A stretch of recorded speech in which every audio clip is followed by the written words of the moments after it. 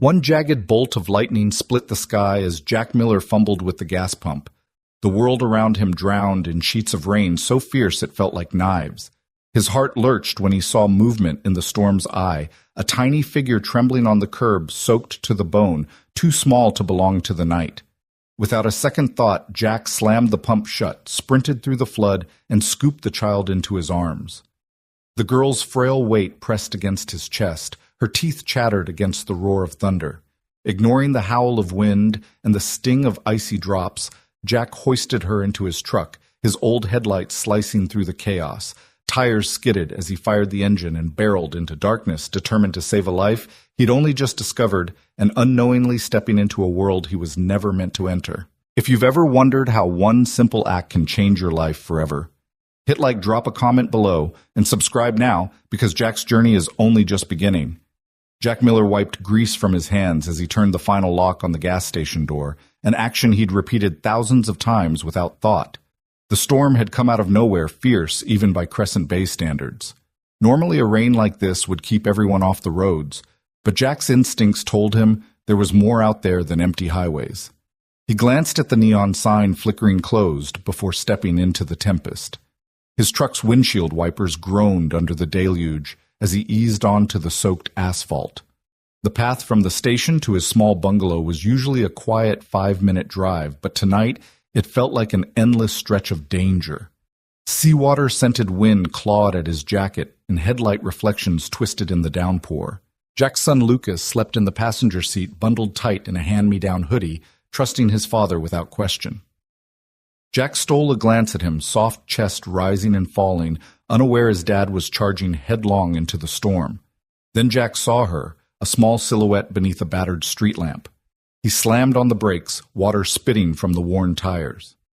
In that instant, adrenaline flooded his veins. No father would ignore a child alone in a storm. Wincing at the screech of metal, Jack threw open the door and battled sheets of rain to reach the trembling girl. She stood ankle-deep in puddles, arms wrapped around herself, eyes hollow with abandonment. "Hey, over here!" Jack shouted, voice swallowed by thunder. The girl didn't move at first. He crouched, holding out his hands. Lightning flared, illuminating her soaked dress, clinging to tiny shoulders. Jack's chest tightened. He reached out and she hesitated, just a heartbeat before her frozen fingers closed around his. He swept her up her limbs, limp as a rag doll, and carried her back to the truck, scooping Lucas's jacket off the seat to wrap around her. The truck roared to life, and Jack maneuvered onto the road, headlights carving a path through the black water. The city lights of Crescent Bay glimmered dimly ahead, offering promise of warmth and safety. Lucas stirred, blinking sleep from his eyes. "Dad?" he mumbled. "Hey, buddy," Jack said without removing his eyes from the road. "I found someone who needs help." In the rearview mirror, he caught sight of the girl's pale face pressed against the makeshift blanket. Tiny tears streaked down her cheeks mixed with rainwater. Jack felt his jaw tighten. He hadn't planned on parenthood again, but here he was with 2 children who needed him. At home, the scent of cinnamon and coffee greeted Jack as he kicked off his soaked boots and guided Lucas inside. Their bungalow was modest creaking floorboards, threadbare rug, a faded photograph of Jack's late wife on the mantel. Tonight, it would shelter 3. Jack laid the girl on the living room couch, covering her with every blanket he could find. Lucas hovered, eyes wide with concern. "Dad!" Lucas whispered, "Who is she?" Jack exhaled, pulling off his rain-drenched jacket. "I don't know yet, kiddo, but we're going to find out and keep her safe." He placed a hand on Lucas's shoulder, then knelt beside the couch. "You hungry?" he asked the girl. She blinked at him, green eyes glassy with fear. Jack fetched mugs of hot cocoa for the kids, and Lucas offered the girl a smile, as warm as the steam rising from his cup. Her fingers closed around the mug, though her hands trembled so violently, Jack thought the hot chocolate might spill. He grabbed gently for the cup, caution in his every move. "Drink slowly," he advised. "You've been through a lot." She nodded, but words wouldn't come. Jack looked to Lucas, who shrugged. 7-year-olds didn't always have answers either. Jack turned back to the girl, placing a gentle hand on her shoulder. "We're your family now, okay? You don't have to be scared." The girl's eyes flickered upward, recognizing something in Jack's promise. He saw the first flicker of trust in her gaze. Tonight he had rescued 1 child. Come morning, he'd need to figure out how to protect her from whatever haunted her past. Jack's mind raced with questions. Who was she? Why had no one come looking, and how had this simple act of kindness already placed them all in danger? Yet in that quiet room with his son at his side and a stranger in his care, Jack felt the undeniable pull of purpose. The storm outside had driven her to him, and now he would face whatever storm lay ahead because no child, not even one he'd never met, would face the night alone. Jack eased the truck into the narrow driveway of his bungalow engine, ticking as it cooled. Lucas, still swaddled in his hoodie, yawned against the seatbelt, eyes heavy with sleep.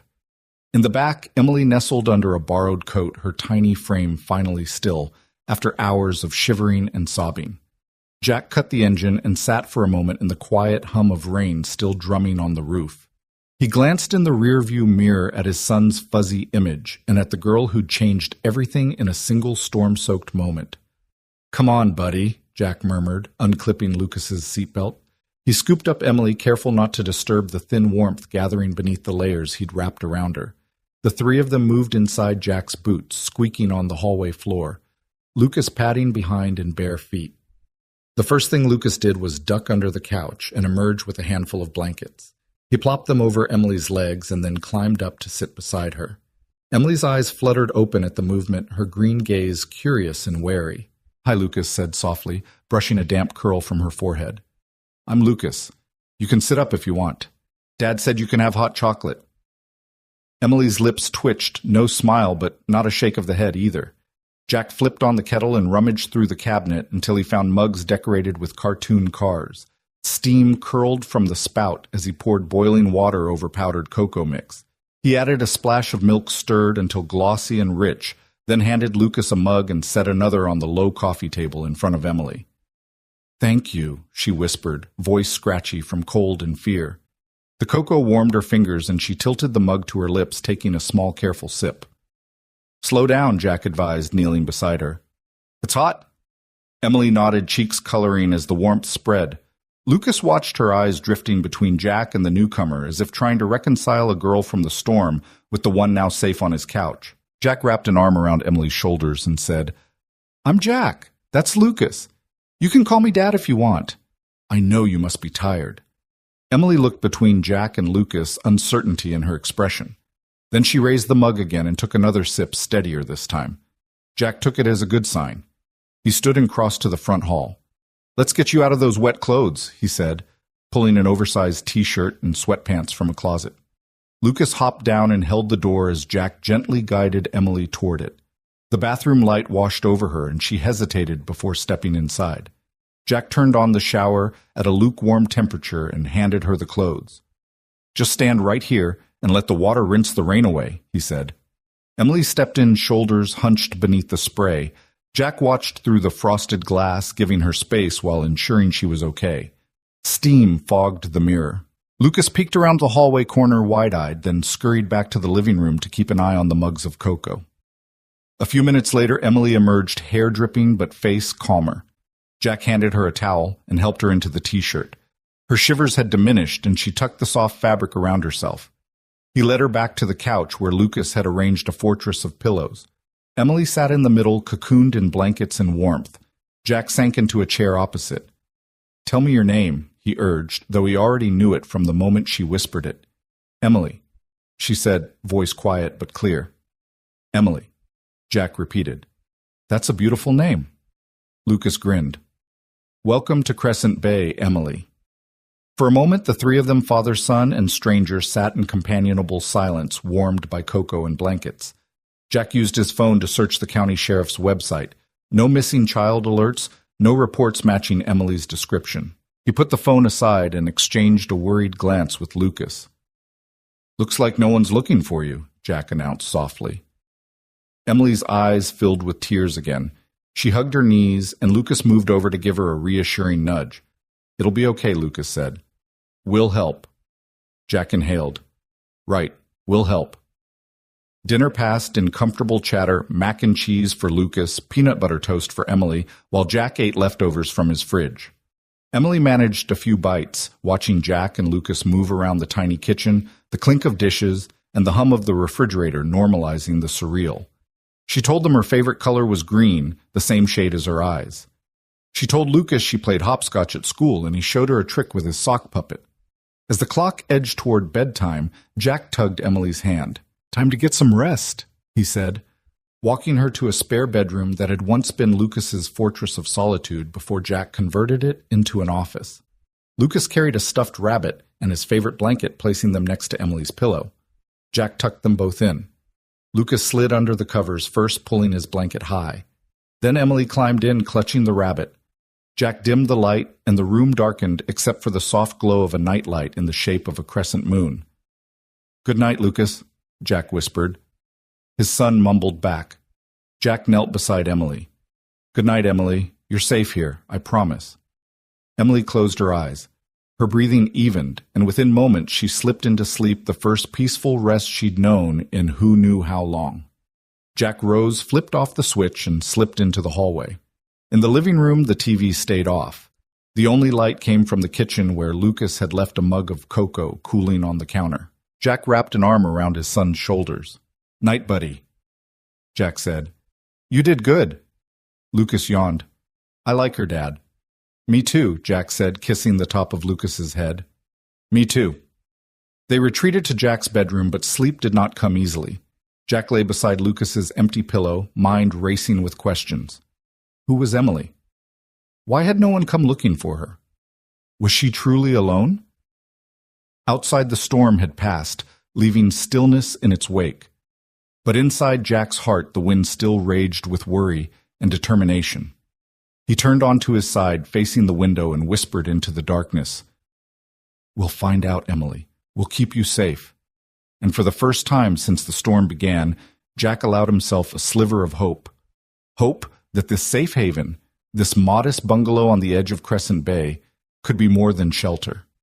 It could be home. The first pale light of dawn had barely touched the horizon when Jack Miller parked his old Ford F-150 at the gas pump, the rumble of the engine mingling with Lucas's soft snores in the passenger seat.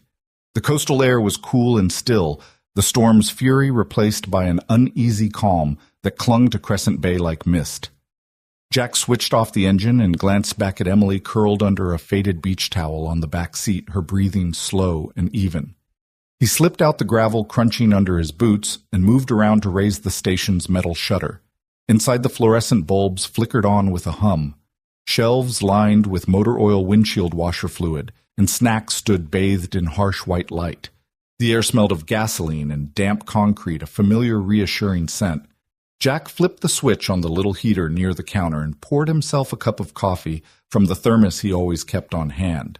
The day had begun, but his mind was still on the girl in his back seat. Emily, 7 years old, drenched to the bone, found alone in last night's storm. Lucas, rubbing his eyes, sprang from the seat when Jack opened the door behind the counter. "Morning, Dad," he mumbled, stretching. He spotted Emily as she climbed out, blinking against the glare. "Morning," she echoed quietly. Jack handed her a mug of steaming cocoa. She cradled it between her palms, the warmth illuminating her pale cheeks. He nodded toward the back office. "Why don't you two go pick out some breakfast? I'll get things ready for customers." Lucas bounded to the snack aisle, returning with a box of cereal and 2 milk cartons. Emily followed, clutching the cereal box as if it were a lifeline. Jack watched as Lucas poured milk into 2 bowls, then hovered to make sure Emily could manage with the small carton. He smiled at their partnership, his son stepping up, sharing without being asked. Jack sipped his coffee and checked the station's daily log. No deliveries scheduled, no repairs to start until mid-morning. He debated whether to call Sheriff Dawson again, but the last check had turned up nothing. No missing child notices, no frantic parents reporting a violet-eyed girl matching Emily's description. He set the coffee down and stepped outside to fill the air with fresh salt breeze. He hadn't even finished pulling the hood release on his pickup when the ground tremored with a distant roar. 2 sleek black SUVs blazed down the street tires, spraying small pebbles across the asphalt. Jack's heart lurched. He watched them skid to a stop at the pump's door swinging open, men in dark jackets and sunglasses leaping out like predators. "Hey," Jack called, stepping forward with a casual air he didn't feel. "We're closed for repair," until one of the men, tall and broad-shouldered, cut him off. His voice was low and urgent. "Where is the girl, Miller?" Jack stiffened. "Miller," he repeated slow. He was just a gas station attendant. How did they know his name? "You got the wrong guy, friend. No girls here last night." The man's eyes narrowed beneath mirrored lenses. "Don't kid us." He indicated one of the SUVs. "We saw you pull in. She got out of your truck. Where is she now?" Jack forced a shrug. "You're mistaken. I was here closing up, then I went home." He gestured behind him at the shuttered station door. "You can check the logs. No one came in or out after 9 p.m. last night." A second man, lean and grim-faced, stalked toward the station's convenience entrance, scanning the windows. He yanked at the door handle. It didn't budge. He stepped back, slapped the glass, then pointed at the side door. "We'll check everywhere." He flipped open a comm device clipped to his belt. "Sweep the back lot." "She can't have gone far." Jack's pulse hammered in his ears. He took a breath and kept his tone steady. "Be my guest." He stepped aside, arms spread, as the lean man and two others fanned out gloved hands, probing each corner of the pump area under the metal awning through the ice machine nook, even peering behind the dumpster. Inside, Lucas and Emily ate their cereal, oblivious to the drama outside. Lucas crunched thoughtfully, then leaned close to Emily. "You okay?" he whispered. Emily nodded, eyes flicking around the small station. Jack's pride in his son threatened to break into a smile, but the sight of armed men rifling through his workplace yanked him back to tension. He returned to the group outside as the tall man strode over, smacking a business card into Jack's chest. "Stop playing dumb," the man said. "You know where she is, call her in, or next time there won't be any questions." Jack looked at the card expecting a name or company logo, but it was as blank as a tombstone, just a direct line number. He pocketed the card, holding Jack's gaze. "Tell your friend I'm right here," Jack replied softly. "I'm not going anywhere until you tell me who you are and what you want with Emily." The tall man's expression twisted, irritation flaring. He turned on his heel, signaling the others. They retreated to their SUVs like wounded animals, doors slamming, engines revving. The lean man shot a glance back. "This isn't over, Miller." Jack didn't respond. He watched until the SUVs disappeared around the bend, their taillights glowing like embers in the early morning gloom. He stood amid the puddles, reflecting the station lights, drenched boots, and cold coffee forgotten in his hand. Inside, Lucas hopped up. "Dad, what was that?" Jack swallowed the lump in his throat and forced a steady tone. "Just some guys looking for something." "Someone. They'll be back, but not today." He glanced at Emily's blank face and swallowed. "I'll keep you safe, Emily. That's a promise." Lucas gave his hand a squeeze. "We'll help, right?" "Dad?" Jack met his son's unwavering blue eyes and nodded. "Right." He tucked the mysterious business card into his pocket and turned to face his makeshift family. His son, protective and earnest. A little girl he barely knew, trusting them enough to sleep through the night. And himself, an ordinary man suddenly at the center of a violent hunt. Jack poured the last of his coffee into a mug and raised it. "Breakfast on me," he said. "Let's get ready for customers." Lucas and Emily exchanged glances and smiled. The station lights hummed the day's routine rhythms, resuming as if nothing had happened, but Jack knew better. Storms could be weathered, but the real danger had just arrived. And come hell or high water, he would stand between them and whoever was hunting Emily. In the stillness, after the SUV's departure, Jack Miller steeled himself for the fight to come. Jack didn't hesitate. The instant the last SUV's roar faded into the mist, he slammed the pump handle back into its holster, yanked the keys from the ignition, and ushered Lucas and Emily toward the Ford. Lucas's eyes were heavy with sleep, his hair mussed from the pillow he'd scooted off in the back seat. Emily clutched her beach towel like a lifeline, her small frame trembling in the chill pre-dawn air. "Hop in, Jack," whispered, voice taut. He could feel the adrenaline tightening every muscle. Lucas slid behind the wheel. No, not that behind Emily, and Jack settled in beside him, flicking the lock switch as he did every time he felt danger in his gut. He fished the mysterious card from his pocket. The blank white rectangle with its single phone number felt like a challenge call, this number, and the hunters would know exactly where to find them. Keep it secret, and maybe they could vanish into nowhere. He started the truck. The engine growled, startling Emily from her vigil. She looked up, eyes wide. "Are we okay?" Jack forced a smile. "We're fine. We're going somewhere safe." His words came easily, but the promise tasted bitter. He guided the truck down the station's driveway, grappling with the weight of what lay ahead. He had no plan, no map, and no clue who wanted Emily or why. All he knew was that she was now his responsibility. Lucas sat on the right side of the back seat, leaning forward so he could peek around the headrest. "Where are we going, Dad?" he asked, voice thick with sleep and worry. Jack glanced at him in the rearview mirror. The streetlights carved shadows across Lucas's face, making his cheeks look pinched. "We're going to find a place where no one will look for us," he said. "We'll figure it out from there." Emily's small voice piped up from between them. "Will they come back for me?" Jack's throat constricted. "Not if we stay ahead of them." He pulled the truck onto the main road, tires hissing on wet asphalt. He aimed for the old two-lane highway that curled along the coastline, hoping the winding turns and empty stretches would buy them time. The sky was still the color of bruised steel, the horizon a thin slash of gray that promised sunrise. Water pooled in the truck bed, shining in the dim light. Jack wrestled the wheel through the first curve, eyes flicking to the mirrors every few seconds. No tail. For now. Lucas twisted in his seat to get a better view of Emily. "You okay?"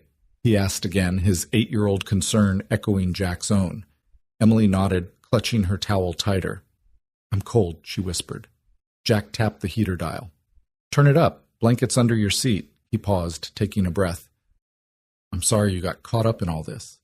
Her head tilted so she could see him in the mirror. "It's not your fault," she said. "Thank you for saving me." His chest tightened. "I promise I'll keep you safe, Emily. No matter what." She didn't ask how. She didn't ask why. That small trust stung in his heart, reminding him why he couldn't let them down. The road unfurled ahead, smooth tarmac glistening from last night's rain, hugging the cliffs that plunged into the dark sea. Jack kept the speed moderate, ignoring the whispers in his mind urging him to gun it. He needed to think, needed to breathe.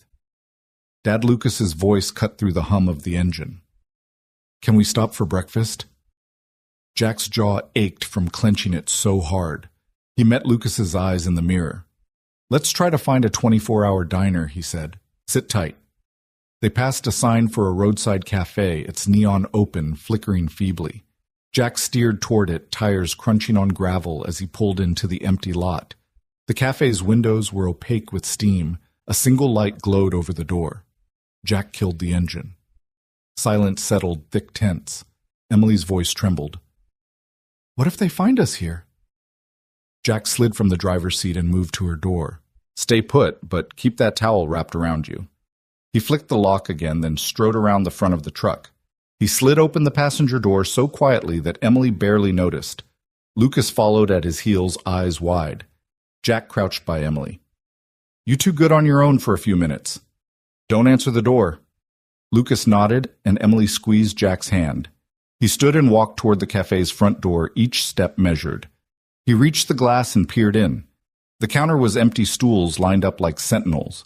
There was an aroma of warm bread and coffee drifting out even before he cracked the door. He slipped inside, blinking against the bright fluorescent light. A bell tinkled overhead. Jack scanned the room. No customers, no staff. Coffee cups half full on the counter. He took a cautious step forward. "Hello?" he called, voice low but carrying. No answer. He glanced at the back door leading to the kitchen. A faint noise, metal clinking, echoed from inside. Jack's heart lurched. He took another step toward the kitchen entrance, then froze. On the counter by the cash register lay a half-eaten pie and a note hastily scribbled. "They're coming. Go. Now." He felt nauseated. Someone else had been here hiding, watching, warning them. He tucked the note into his pocket. A soft sound, a muffled cry, came from the back of the cafe. Jack eased past the clattering dishes and reached the kitchen door. He cracked it open to find the cook's area, empty pots and pans hanging on the wall, and a small pantry. The cry came from behind a curtain at the far end. Jack yanked it aside. A scrappy backpack lay on the floor, zippers open. On the shelf above, a roll of duct tape and a half-empty bottle of water. And then he saw it, a photo pinned to the wall. Emily's face smiling next to the same SUVs, underneath a scrawled date, yesterday's, and the words, "Get her." No mistakes. Jack's hands balled into fists. Someone was orchestrating this hunt. Someone who knew Emily, who wanted her back. He snapped his head toward the door. The diner was still empty, but the portal of clarity had opened. They couldn't linger. He backed out of the kitchen, slamming the curtain closed. His boot on the door frame nearly missed the lock. He turned to leave the diner, then paused. Breath-catching.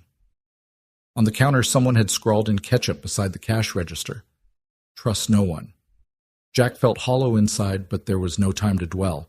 He sprinted outside, vaulted into the driver's seat, and slammed the door. Josh Lucas climbed back in through the driver's window. Found something? Jack asked, voice tight.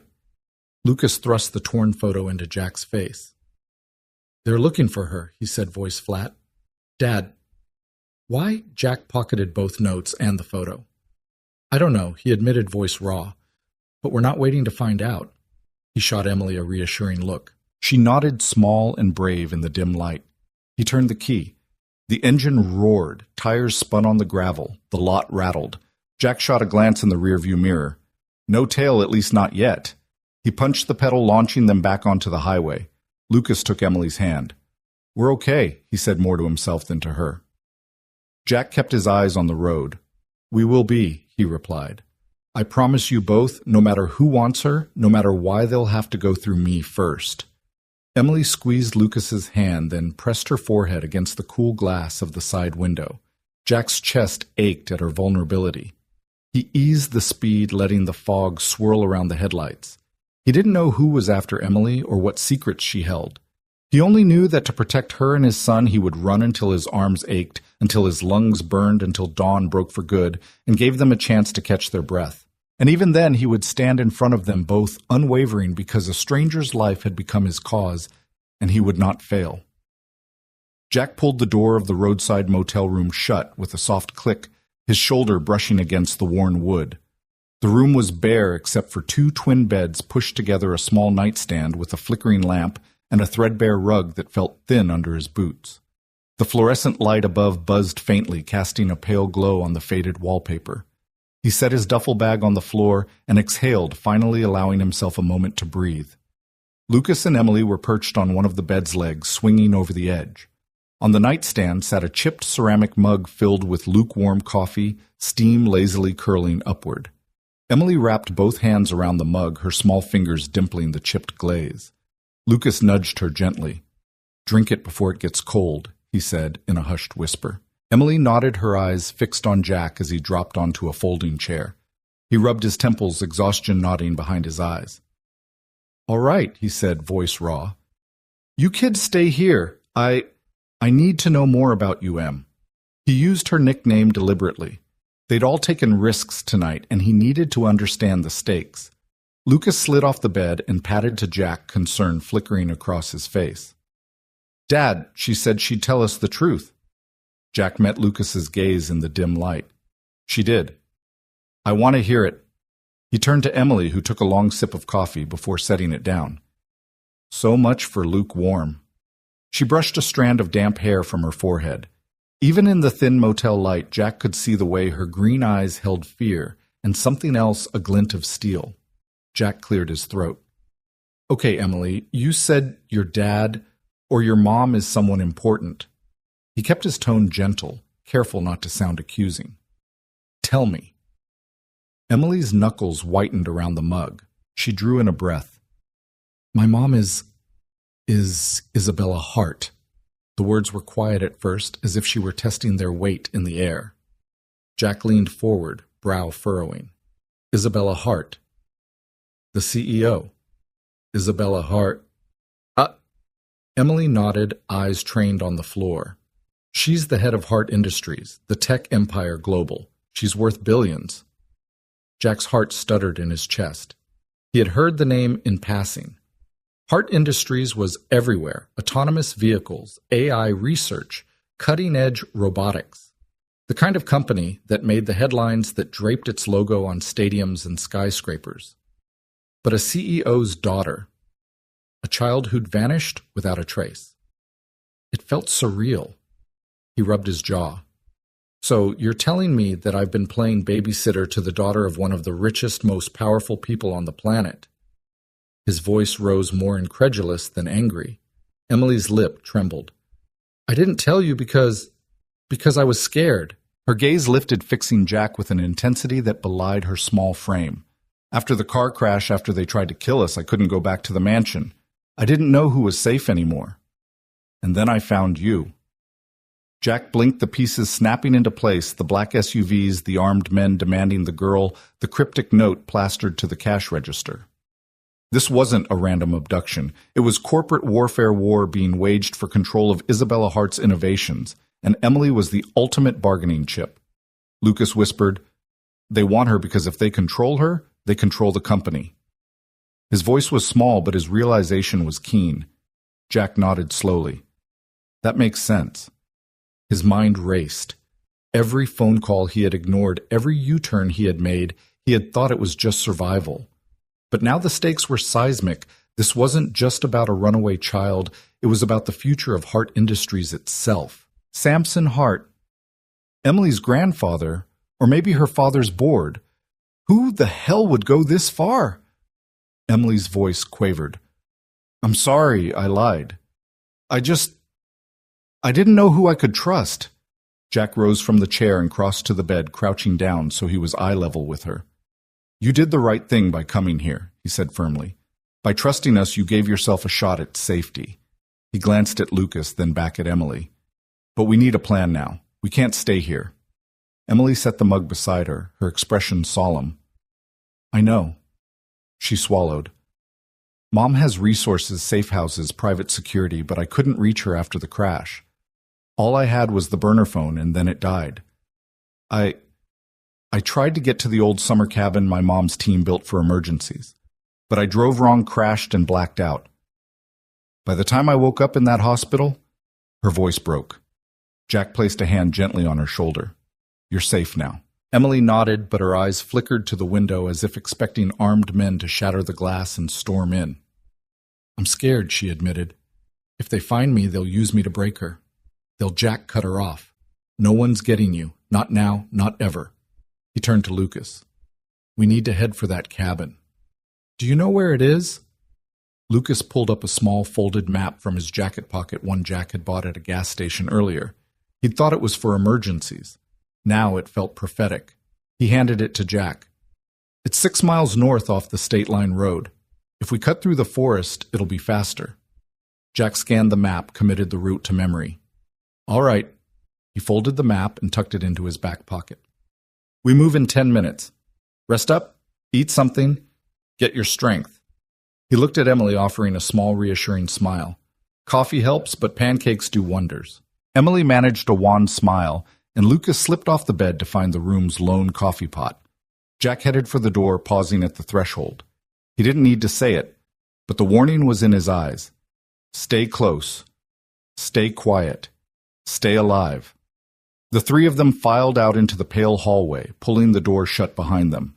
Jack jiggled the deadbolt once, twice, then pocketed the key. He took a deep breath, steeling himself for what lay ahead, a patch of woods, a hidden cabin, and whatever dangers lurked in the underbrush. He glanced back at Emily, her small figure dwarfed by the harsh motel lights, and Lucas, his determined gaze shining bright. Jack exhaled, shoulders straightening. Let's go save the world, he said quietly. And with that, they slipped into the dawn, each step carrying them deeper into the fight for Emily Hart's life, and the truth that would change them all.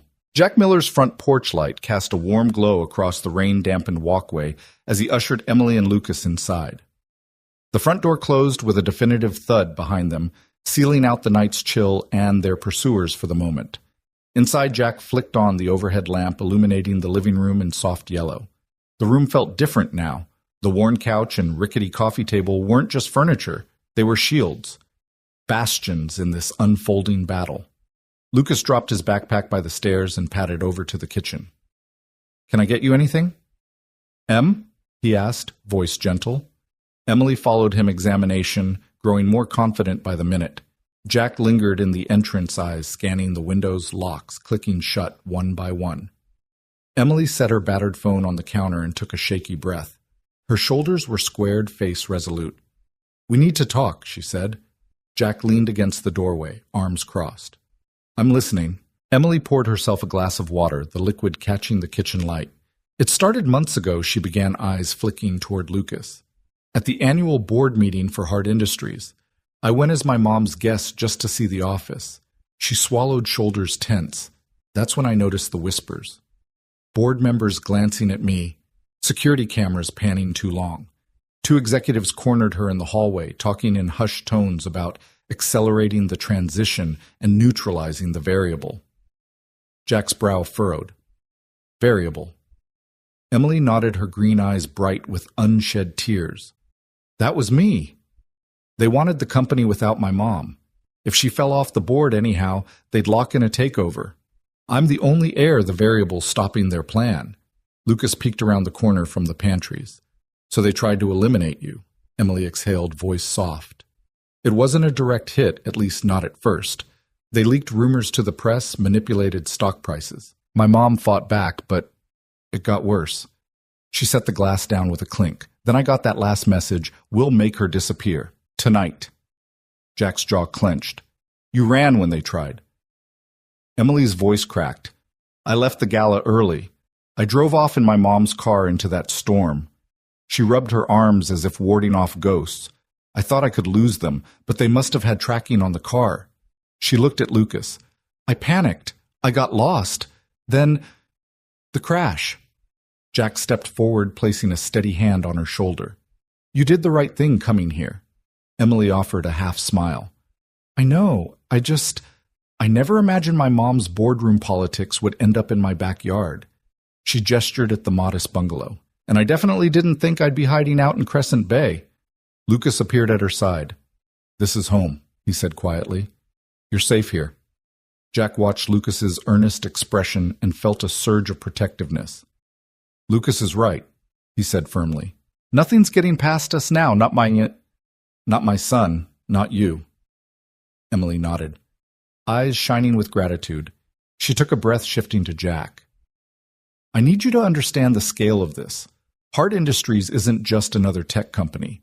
My mom's created a self-driving AI system so powerful that military contracts and international partners are lining up. If those executives wrest control of it, they'll reshape global defense. Jack's pulse quickened. So this isn't just corporate greed, it's weapons-level tech. Emily swallowed. Exactly.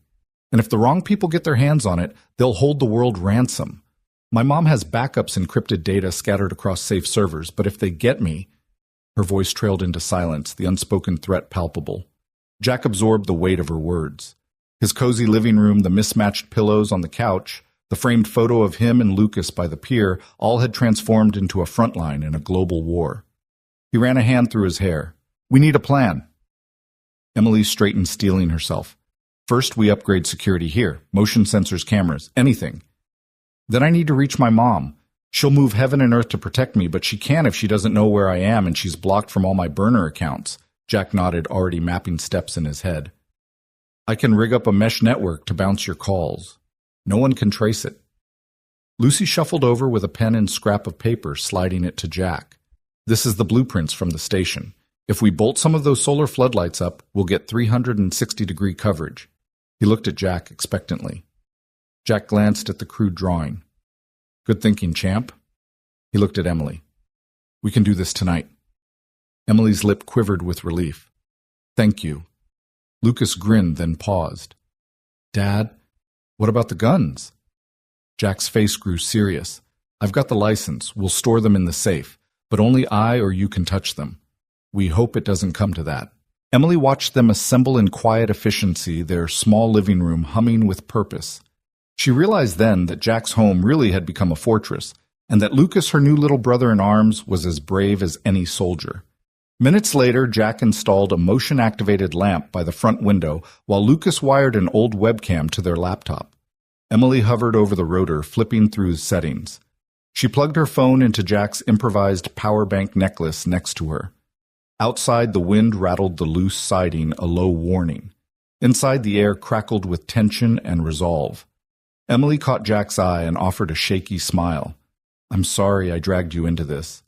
Jack dropped a screwdriver into a box and clapped her shoulder. You didn't drag anyone, Em. You asked for help. We're happy to give it. Lucas tightened a bolt on the camera mount. Anyone who messes with our family will wish they hadn't. Emily's green eyes glistened as she crouched to Lucas's level. Thank you, Lucas. You're amazing. Lucas straightened proudly and saluted her. Family sticks together. Jack cleared his throat. All right, the lights are up, cameras rolling. Now let's patch your calls through. Emily. You ready? Emily nodded and tapped the screen. Let's do it. Jack paused by the front window, scanning the dark street beyond the glare of their newly installed floodlight. The routers hummed, cameras panned, and the living room felt sealed, protected. But he knew that outside these walls, powerful men were plotting. Still, none of that mattered now. In this moment, a struggling single dad's home had become a linchpin in a battle that spanned boardrooms and battlefields. As Emily's encrypted call connected with her mother's secure line, Jack stood back and watched her face light up at the first pleasant voice she'd heard in days. Lucas sat beside her, offering a supportive grin. Jack exhaled, shoulders uncoiling for the first time in hours. They were ready. Tonight, Crescent Bay stood between Hart Industries and chaos, and Jack Miller was determined to hold the line. Jack Miller stepped off the elevator and into the hushed expanse of Hart Industries' top-floor boardroom, every sharp edge and polished surface a reminder he didn't belong here. The air smelled faintly of new leather and ambition so different from the diesel and oil he was used to. His sneakers whispered against the marble floor as he followed Isabella Hart's personal assistant, Mara, to the head of the gleaming oval table.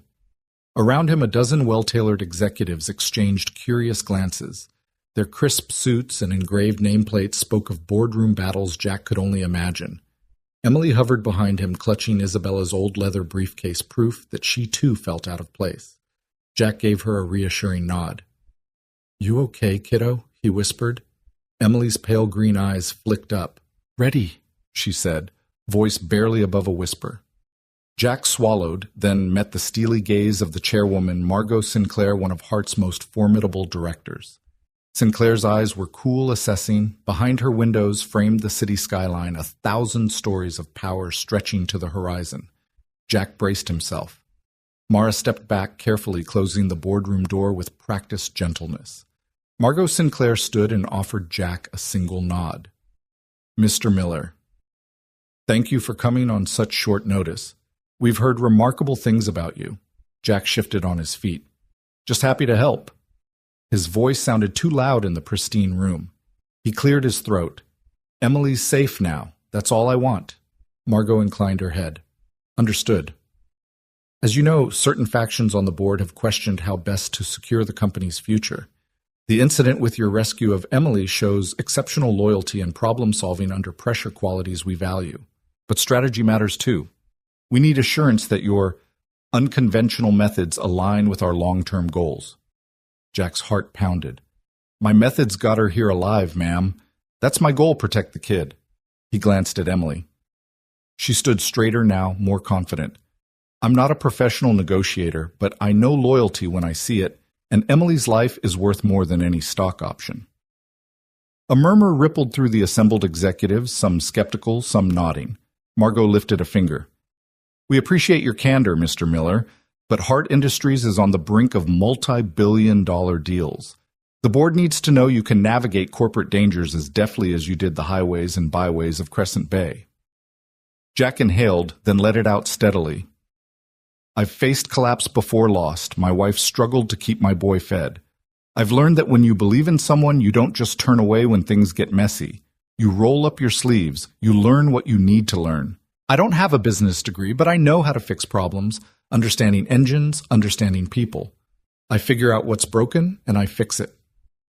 He noticed a few of the younger executives leaning forward, interest sparked by his sincerity. Margot Sinclair's expression remained inscrutable, but her next words were softer. "We value integrity as much as innovation, Mr. Miller, and your integrity is evident.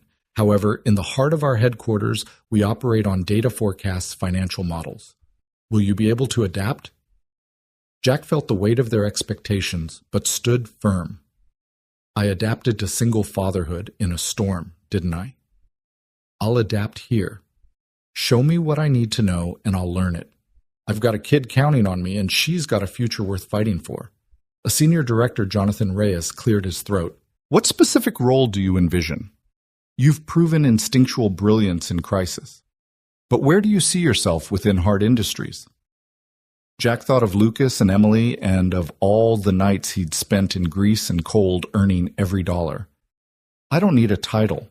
I just want a place where I can help keep Emily and everyone here safe. Whether that means working with your security team, joining a crisis response unit, or staying on call for whatever emergencies arise, I'll show up. Reyes exchanged glances with Margot. Security Advisory Crisis Management. Plausible. We do have a task force for critical incident response. You'd work with Colonel Freeman. He's military trained. He could use your practical expertise. Jack nodded. Colonel Freeman, ma'am, I'd be honored. I'll learn what I need about your systems. Just point me in the right direction. Margot stood again. Then we'll formalize the arrangement. Mr. Miller, welcome to Hart Industries. Your official title, Senior Emergency Response Liaison. Your responsibilities will begin immediately. Training starts tomorrow. Jack's chest tightened with relief and disbelief. Thank you, ma'am. Margot's lips curved into the smallest of smiles. Thank you, Mr. Miller, for doing what others wouldn't. This company rests on the edge of greatness and sometimes survival demands. Unconventional heroes. Lucas let out a small whoop behind Jack. Jack spun and half-hugged his son, then winked at Emily. She grinned, clutching Isabella's briefcase like a trophy. As they turned to leave, Margot's voice stopped them. One more thing. Jack and Emily faced her again. Lucas, eyes wide, clutched Jack's hand. Margot said, We're also imposing a moratorium on boardroom votes regarding succession until Emily herself can contribute. No one moves against the heir while she's under our protection. Jack's eyebrows shot up. Emily's jaw dropped. Margot added, Family is our greatest asset, and employees are our extended family. We protect both fiercely. Jack felt a surge of pride and responsibility he hadn't anticipated. Outside the boardroom, the city glittered below them, a landscape of possibility and peril. But inside, Jack Miller had carved himself a seat at a table he had never dreamed of, even as he stayed true to the principles that defined him. He squeezed Emily's hand. Looks like we're more than safe. Emily's smile was radiant. Looks like it. Lucas bounded ahead, eager to share the news. Jack lingered to exchange a respectful nod with Margot Sinclair gratitude and a silent promise to prove himself worthy.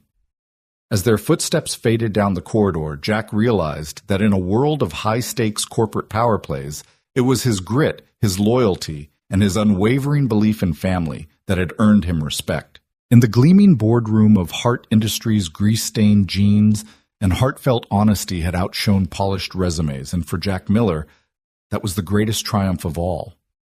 Jack Miller stepped into Hart Industries' state-of-the-art engineering lab and felt momentarily out of his depth. Around him, engineers in crisp lab coats hunched over consoles displaying 3D renderings of the new prototype chassis. The room hummed with precision machinery, robotic arms, assembling miniature models, and the soft hiss of hydraulic presses testing metal components. He carried his grease-stained notebook, now nearly as famous here as any schematic, and walked alongside Colonel Freeman, who served as his formal liaison to this world of high-tech innovation. Here we are, Freeman said, his voice low. This is where the magic happens. Jack nodded politely, scanning the gleaming equipment. He'd never imagined he'd find himself in a place like this, let alone have a seat at the design review table. Yet here he was invited to provide his hands-on perspective to bridge the gap between corporate theory and real-world mechanics. Freeman led him to a cluster of engineers gathered around a full-scale model of the prototype chassis, a sleek, lightweight frame intended to revolutionize automotive safety and performance. One of the senior engineers, Dr. Priya Raghavan, turned to greet him. Her expression was courteous but guarded. Mr. Miller, welcome, she said. We've heard about your contributions so far. Today we're running final stress analysis simulations. Jack offered a small smile. Thank you, Dr. Raghavan. I'm eager to help. The team initiated a series of virtual stress tests projecting heat maps onto the chassis model to highlight areas of potential weakness under high torque and impact loads. Red zones flickered at key junctions. Green and blue spread where the design held firm. Jack studied the display, unsettled by a flicker of crimson at a lower suspension mount. Everyone see that, he asked, pointing to the flicker. That joint right there, it's showing stress concentration above 95% threshold under rapid load changes. He leaned in, tracing the simulated forces along the suspension arm. If the chassis flexes that much during cornering, it could fracture over time. Dr. Raghavan frowned, pulling up the simulation controls. That's unexpected. We ran several iterations and didn't get that level of stress. Are you sure it's not a glitch? Jack crouched beside her console, his eyes narrowing. Not a glitch. It's real.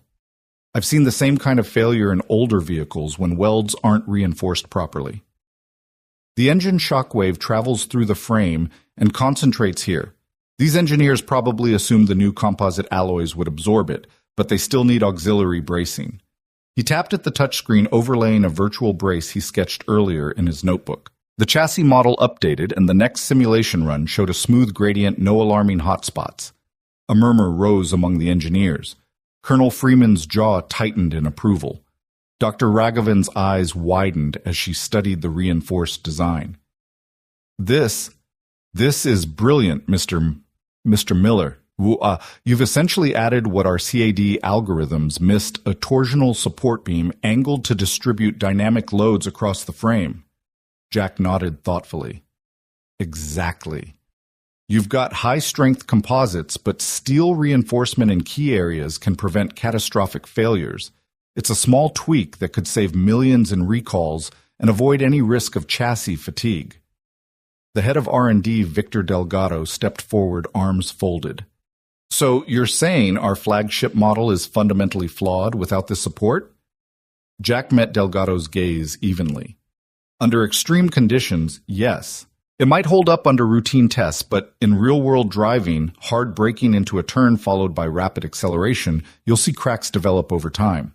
I'd rather catch it now than after rollout. Silence settled over the lab as the senior staff absorbed his words. Delgado exhaled slowly. Mr. Miller, your practical insight is invaluable. We'll integrate your reinforcement design immediately and run a full battery of tests. Relief washed over Jack, but he kept his posture relaxed. Glad to help. I just want these cars to be safe. Dr. Raghavan tapped on her tablet. Let's run the full suite: crash simulations, fatigue tests, even heat resilience. If Jack's right, we should see a marked improvement across all criteria. The engineers dispersed to workstations, rerunning stress analyses and overlaying new data. Jack watched the temperature gradients flatten, the stress zones shrink, and the chassis silhouette grow steadier under simulated abuse. A cheer rose when the final test concluded, 0 failure indicators. Colonel Freeman clapped Jack on the shoulder. You just saved us a potential launch disaster, maybe more. The board will want to know about this. Jack felt a surge of pride. In that moment, beyond the diesel fumes of his old repair shop in Crescent Bay, he realized that integrity and practical know-how could hold their own in the highest echelons of industry. He looked back at Emily, who had sneaked into the glass-walled lab just long enough to peek through the door, her green eyes shining with admiration. She gave him a thumbs up before slipping away with Mara's help. Dr. Raghavan approached Jack again, her tone warmer now. Mr. Miller, I have to admit I had my doubts when you first arrived in your, work boots, but your hands-on expertise is exactly what we needed. You've earned my respect and a permanent place on our design review panel if you'd accept. Jack scratched the back of his head, grinning. I'd be honored. Just point me to the next project. Victor Delgado nodded. We'll make sure it's a two-way street. We teach you our tools. You teach us what the real world demands. Jack felt a true sense of belonging for the first time since his wife's passing. Here in this high-tech lab, he was more than the single dad from a sleepy coastal town. He was a trusted partner shaping the future of automotive safety. As he walked out of the lab, shoulder to shoulder with Colonel Freeman, and Dr. Raghavan, Jack glanced back at the prototype chassis. The gleaming frame now carried more than just steel and composite. It carried the weight of his dedication, his integrity, and the unspoken promise that every life counts, whether it's the CEO's daughter or the family in a small seaside community. And in the hushed corridors beyond, executives would whisper of the grease-stained hero whose wisdom saved Hart Industries from its own ambition. Jack Miller stood at the front of the gleaming conference room, a single slide projected behind him, showing a heat map of stress distribution across the revised chassis design. The lights dimmed as he clicked to the next image, the virtual prototype with his reinforcing beam firmly in place. The room was silent save for the soft hum of the air conditioning and the faint tapping of fingers on touchscreens. He took a slow breath, feeling every set of eyes upon him. The engineers who had initially doubted him, the board members in expensive suits, and most important, Isabella Hart herself, whose daughter's safety still lay at the heart of this entire undertaking. "Ladies and gentlemen," Jack began, his voice steady, despite the knot in his stomach. "What you're looking at is the final stress test after implementing the reinforcement I proposed in our last session. As you can see, the red hotspots have disappeared entirely, replaced by a uniform gradient that never exceeds 75% of the material's fatigue limit. That margin of safety means we can proceed with confidence, no risk of chassis failure under normal or even extreme conditions." He let his words sink in and clicked to the concluding slide, a side-by-side comparison of crash simulations with and without his modification. The original design buckled sharply under impact, whereas the reinforced frame absorbed and redistributed the force evenly, showing minimal deformation. Jack paused there, letting the contrast speak for itself. Murmurs ran through the audience. A senior engineer to his right leaned over and whispered something to his neighbor, who nodded with growing respect. Jack swallowed his nerves and looked directly at the board table where stern faces had so recently doubted him. He saw Marjorie Caldwell, once dismissive, lean forward, her lips parting in surprise. To his left, Victor Delgado's expression shifted from skepticism to reluctant admiration. Isabella watched him intently, her eyes shimmering with pride. She caught his gaze and offered a small, encouraging nod. That was all the affirmation Jack needed. He closed the presentation with a simple "thank you" and stepped away from the podium. A heartbeat later, the first applause echoed through the chamber, tentative at first, but growing in volume and confidence. It swelled into a standing ovation. Jack felt a rush of relief and humility, as men and women he'd never thought would clap for him now rose to their feet, offering him respect he'd never sought but deeply appreciated. Isabella stood as well. She crossed the room gracefully, her presence commanding attention even in this sea of executives. When she reached Jack, she extended her hand, not to shake, but to take his in a firm, grateful grasp. "You exceeded every expectation," she said, her voice warm but carrying the hall's hush. "You didn't just fix our design, you saved us from a potential disaster. Hart Industries owes you more than I can express." Jack managed a grin. "I just did what anyone would do for family," he replied, thinking of Lucas and the little girl who had started this journey. "I'm glad it worked." Marjorie Caldwell, now visibly moved, stepped forward. "Mr. Miller, on behalf of the board, I'd like to formally invite you to join our Technical Advisory Council. We need more of that hands-on expertise, that real-world perspective." Jack looked to Isabella, who nodded. He took a breath. "I'd be honored," he said, and the applause, renewed stronger this time, mingled with genuine cheering. Lucas, tucked at the back of the room in Isabella's arms, beamed. His 8-year-old face shone with pride, proof that Jack's greatest victory was the trust and admiration of his son, and now an entire corporation. As the crowd began to disperse, engineers gathered around to shake Jack's hand, ask follow-up questions, and even suggest new projects where his practical skills could make a difference. Isabella leaned in, her tone low but enthusiastic. "After everything we've been through, I can't imagine Hart Industries without you on our team." Jack nodded, emotion thick in his throat.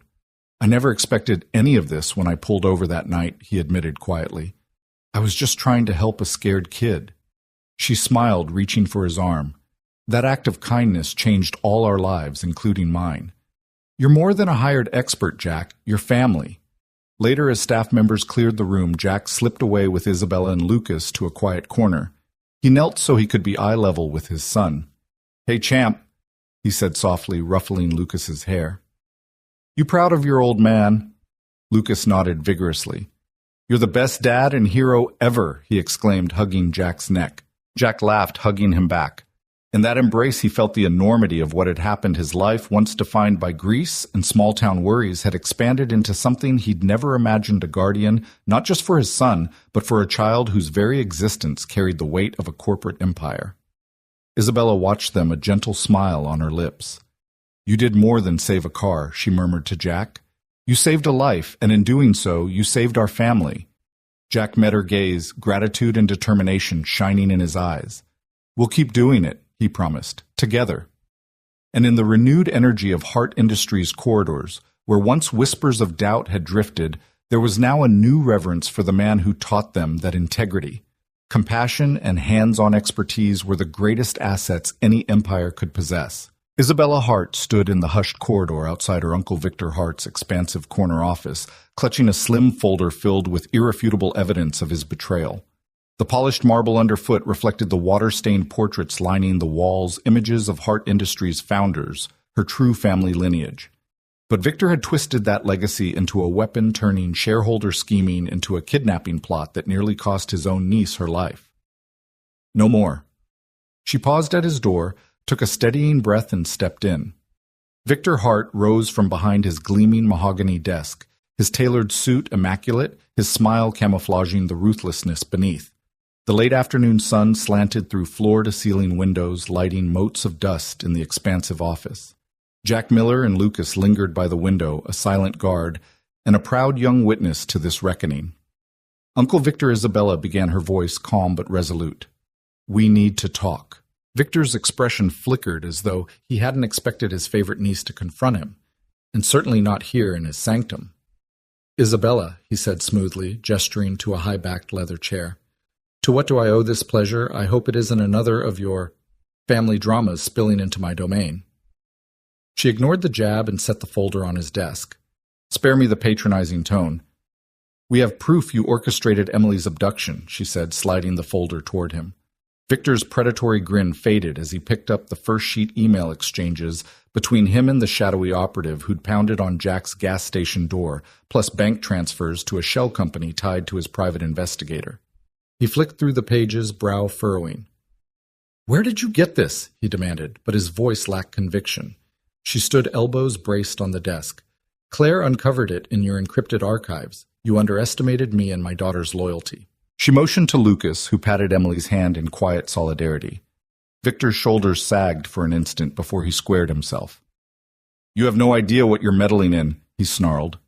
"Oh, I know exactly what I'm exposing," Isabella shot back. "Your plan was to force me into handing over control of Hart Industries by threatening Emily's safety. You counted on my maternal instinct to override my corporate responsibilities. But you forgot one thing: a mother's love is stronger than any boardroom threat." He laughed, a sharp, humorless sound. "Do you really think you can defy me? I'm the chairman of this empire. I control half the board, the investors, the media narratives. I could ruin you with a single press release." She leveled her gaze, voice barely above a whisper, yet more powerful than any gunshot. "You already tried to ruin me by sending those goons to my doorstep. But you lost control the moment a stranger, Jack Miller, rescued my daughter instead. Your empire is built on manufactured loyalty and fear. Now that the truth is out, those you think you command will turn on you." Victor's jaw clenched visibly. He tipped his head back, regarding the high ceiling as though seeking escape. He closed his eyes. When he spoke again, his voice was subdued. "What do you want from me?" Isabella let the question hang, then answered with precision. "First, you resign your position, effective immediately. Second, you transfer your voting shares to the charitable trust we discussed, ensuring Hart Industries focuses on innovation and ethical growth, not power plays. Third, you apologize to the people you endangered." Victor opened his eyes, looking every bit the wounded lion. "You're demanding I dismantle everything I've worked for. I'm demanding you do the right thing," she said, "or I hand this dossier to regulatory authorities and the press. That's not a threat, it's a promise." He stared at her with calculating eyes, measuring her resolve. Outside Jack's silhouette moved a silent reminder that violence wouldn't save him now. Lucas peered from behind his father, youthful hope shining in his eyes, and Emily's small hand gripped Isabella's in quiet support. At last, Victor exhaled, lower lip trembling. "You're relentless," he muttered. Then softer, as if admitting something he'd never allowed himself to acknowledge, "I didn't count on you being strong enough to fight me on this level." Isabella's heart stuttered at the rare admission. "I'm your niece," she replied. "You taught me that strength is the only currency that matters when everything else fails." Victor straightened, looking every inch the corporate titan she'd always known, but now stripped of his facade. He reached into his jacket pocket and withdrew a signed resignation letter, sliding it across the desk. Her pulse pounded as she picked it up. Proof that even the most ruthless puppeteer could be forced to cut the strings. He leaned in, voice quieter now, tinged with something like regret. "I'll do it," he said. "But know this, you've alienated half the board. You'll need allies to rebuild from this chaos." Isabella nodded, closing the folder. "I have them," she said, eyes flicking to Jack and Lucas. "I have family." Victor sank back into his chair, shoulders slumping. Then, "Take that power, Isabella. Prove me wrong." She tucked the resignation letter into her portfolio. "I intend to. And I'll start by ensuring my daughter's safety, something you should have prioritized from the beginning." Victor gave a weary nod. "For Emily's sake, thank you." Isabella turned and walked toward the door without another word, Jack and Lucas following. As they left, Victor called after her softer. "Be careful, Isabella." She paused in the hallway and glanced back. Always, she said, and stepped into the bright corridor, leaving her uncle to contemplate the downfall of his schemes. Outside the skyscraper, the wind carried no threat, only the promise of fresh beginnings. Isabella took a deep breath of the evening air, Jack's steady presence at her side, Lucas clutching Emily's hand. Together they had faced shadows, both literal and figurative, and emerged victorious. Isabella looked down at Emily and Lucas. Ready to go home, Lucas beamed. Emily nodded with a shy smile. Jack opened his arms, and the three children ran into his embrace. As they walked toward the parking garage, Isabella felt the weight of her inheritance shift from a legacy of betrayal to a future built on trust, courage, and the unbreakable bond of family. Jack Miller wiped grease from his hands and took a deep breath, savoring the familiar hum of his garage in Crescent Bay. The salty afternoon breeze drifted in through the open door, carrying the tang of engine oil and the laughter of two children working side by side.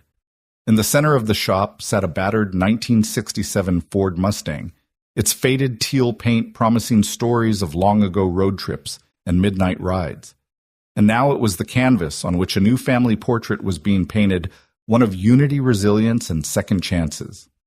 "Okay, Lucas?"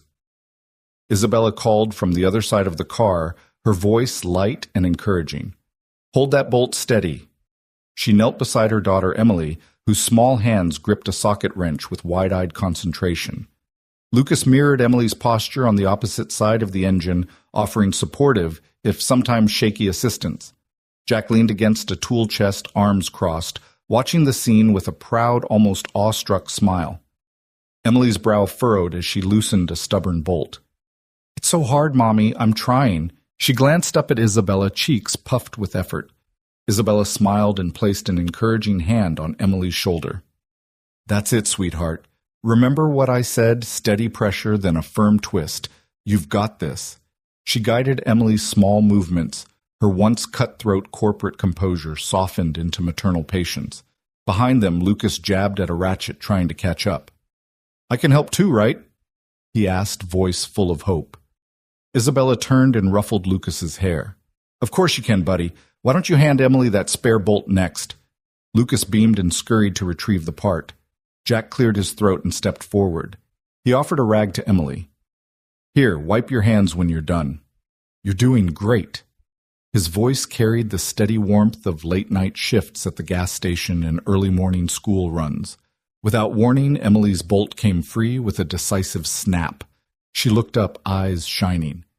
I did it, Daddy." She held her hands aloft, the wrench trembling in triumph. Lucas let out a whoop. "Nice work, Em."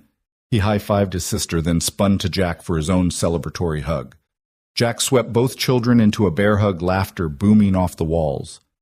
Isabella watched with misty eyes the last echoes of corporate battles distant beneath the chorus of his joy.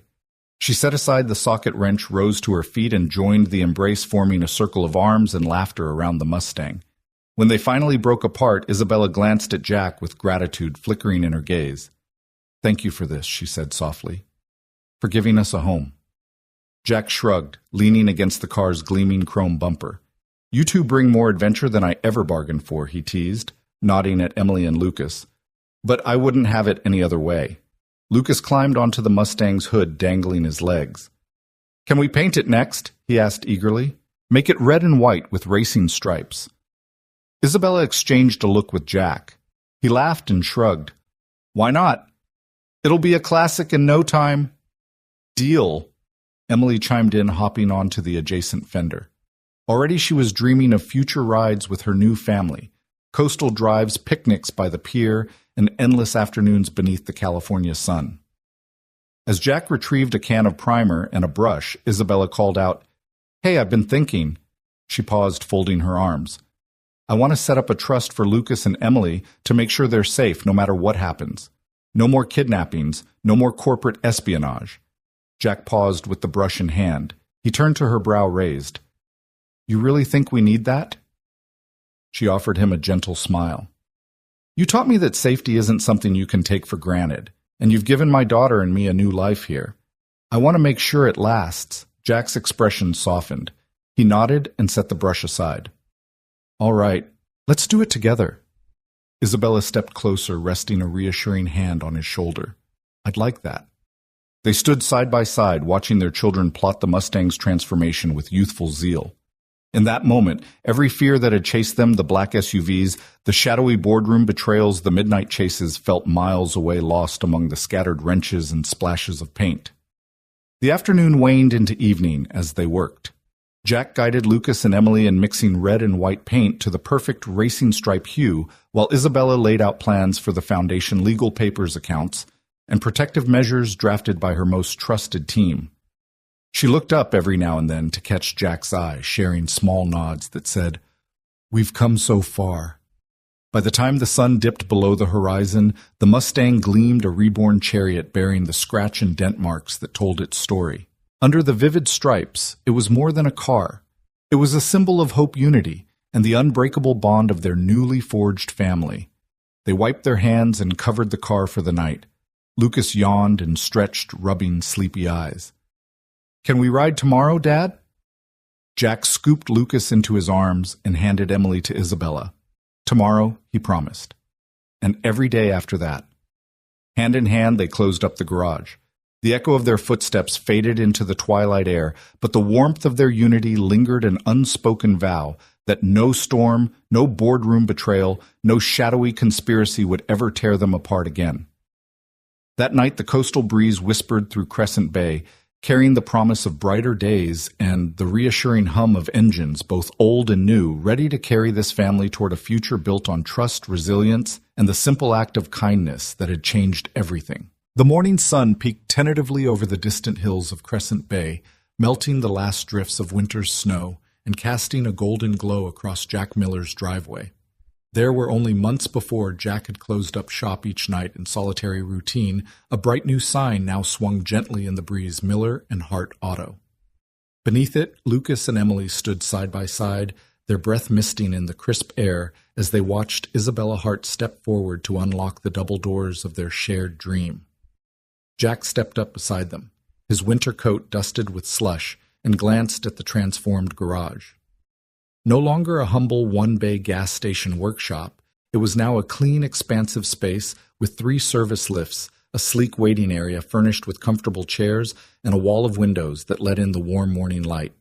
Isabella's vision and her resources had turned his small dream into something far bigger than he'd ever dared imagine. "Ready?" Jack asked, his voice a mix of nerves and excitement.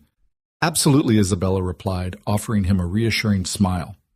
She patted Emily's head, smoothing back her daughter's damp curls.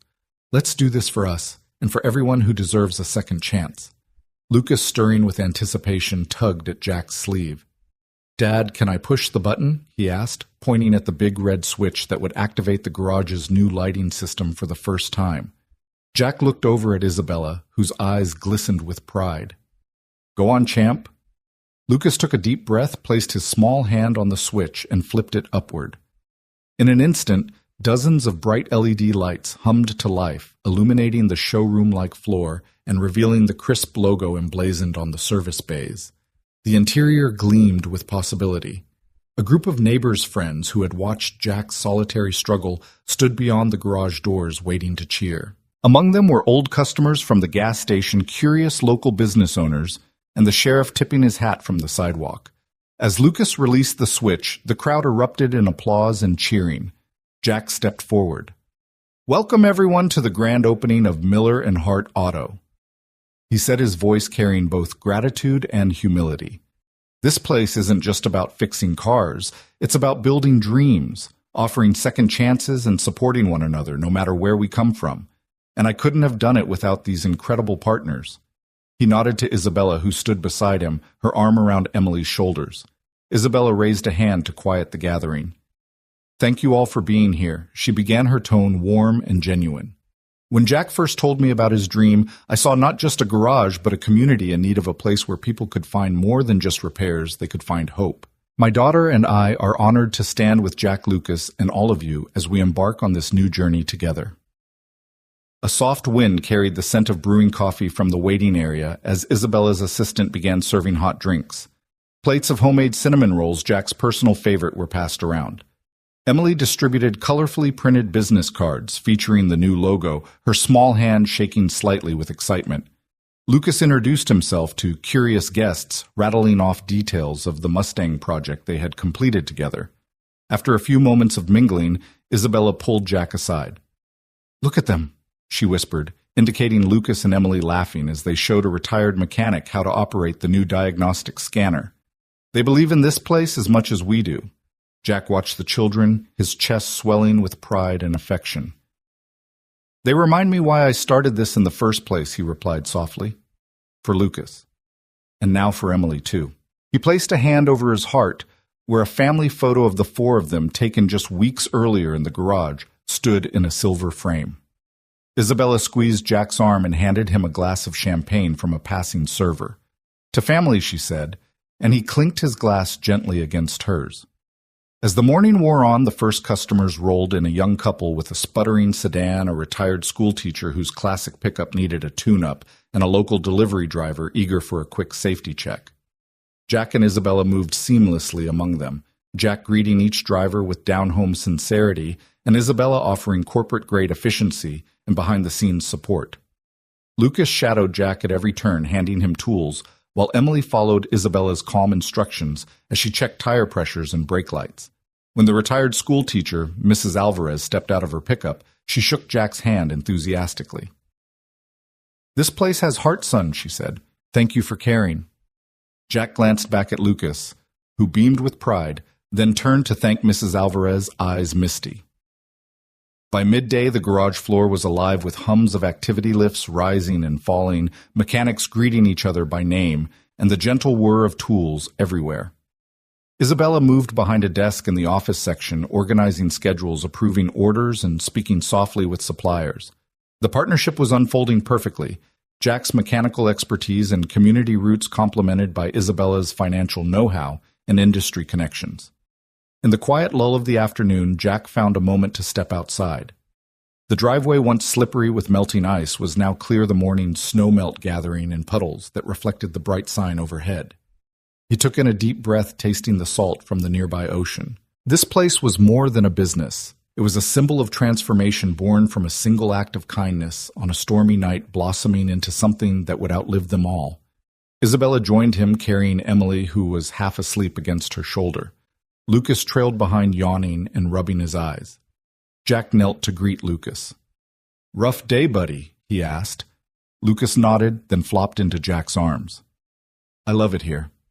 Jack set him down gently and looked up at Isabella. "Thank you," he said quietly. "For everything." Isabella brushed a lock of hair from Emily's forehead. "Thank you for believing in me and in us." They shared a smile as Emily stirred in her mother's arms, blinking up at them with sleepy green eyes. Isabella kissed Emily's forehead and stood next to Jack, resting her hand on his shoulder.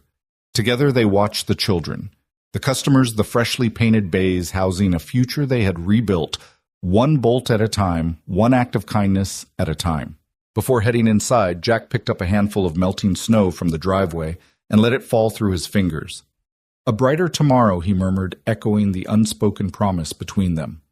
Isabella nodded. "A brighter tomorrow." Inside, the laughter mingled with the hum of the engines. The clients who once sneered at corporate types and the corporate titans who once scoffed at grease-stained jeans had found common ground.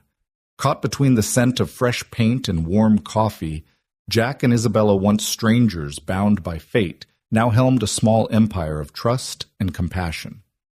As the sun dipped toward the horizon, painting the sky in shades of orange and pink, The last customer drove off into the evening headlights fading down the road. Jack locked up the front doors, and Isabella hit the final switch, dimming the lights. Lucas and Emily, finally exhausted, leaned against their parents as they walked home, a family unbreakable, forged in storm, and sealed by hope. Tomorrow the alarms would sound again. The doors would open, and the engines would hum. But tonight, beneath the last glow of the Miller and Hart auto sign, Jack placed an arm around Isabella's waist and whispered, "We did it." She rested her head on his shoulder and replied, her voice soft with wonder, "We did."